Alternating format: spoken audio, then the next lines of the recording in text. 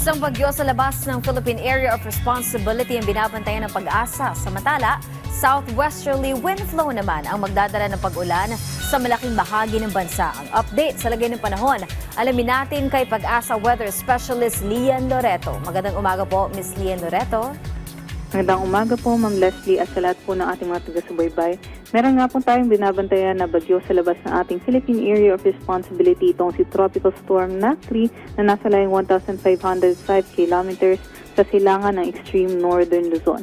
Ito po ay nakikita natin na maaaring pumasok ng ating Philippine Area of Responsibility at kung ganun man ay tatawagin natin ito sa local name Nakidan. Sa ngayon nga po, wala pa rin naman po itong dalang epekto sa namang bahagi ng ating bansa at kahit pumasok man ay hindi po ito magdadala ng any effects po sa anumang bahagi po ng ating sea conditions or ating atmospheric conditions at nakikita natin magre-recurve lang po ito patungo sa Japan.